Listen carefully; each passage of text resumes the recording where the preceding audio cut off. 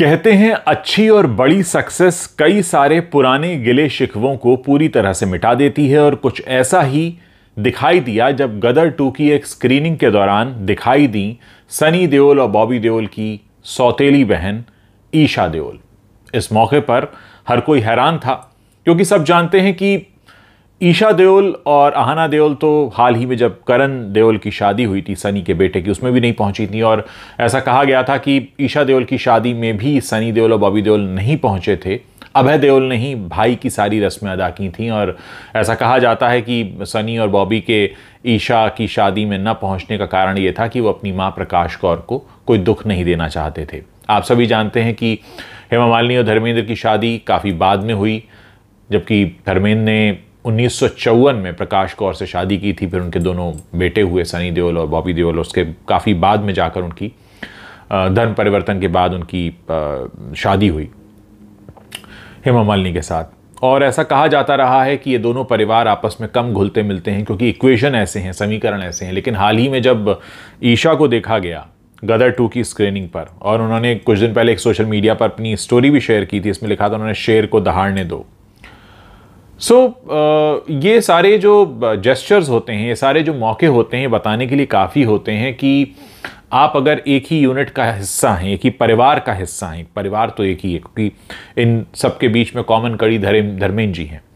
धर्मेंद्र ईशा देओल के भी पिता हैं और धर्मेंद्र सनी देओल के भी पिता हैं। और ऐसे में भाई की फिल्म इतनी बड़ी हिट होती है और उसके बीच में अगर ईशा देओल दिखाई देती हैं तो डेफिनेटली ये एक ऐसा मोमेंट हो जाता है जिसमें सब ये कह सकते हैं कि भाई एक बड़ी सक्सेस, एक बड़ी खुशी जो है वो परिवार में कुछ कड़वाहट अगर है या दूरियां हैं या कुछ ऐसे इक्वेशंस हैं तो उनको भी, उस दूरी को भी पाट देती है, उसको भी एक सा कर देती है।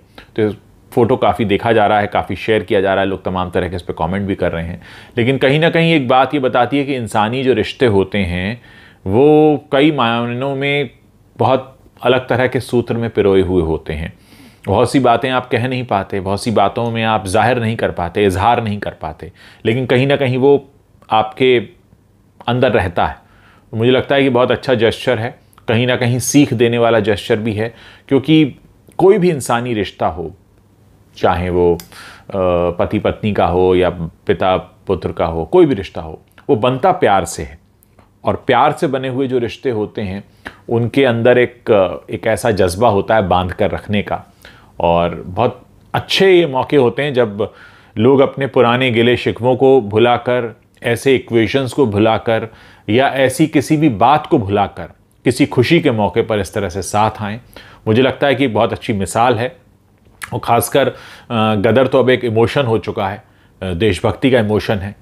वो एक ऐसा इमोशन है जिसने पूरे देश को बांधा है। बहुत सारे लोग देखने जा रहे हैं और इस समय जो माहौल बना हुआ है, स्वतंत्रता दिवस भी आने वाला है, तो कुल मिलाकर ये एक अच्छा जेस्चर है और इसकी इसीलिए तारीफ भी की जा रही है। आप लोग इसके बारे में अपनी क्या राय रखते हैं मेरे इस वीडियो के नीचे कमेंट करके बता सकते हैं, ताकि हम भी समझें कि ऐसे मामलों में आप अपनी क्या राय रखते हैं।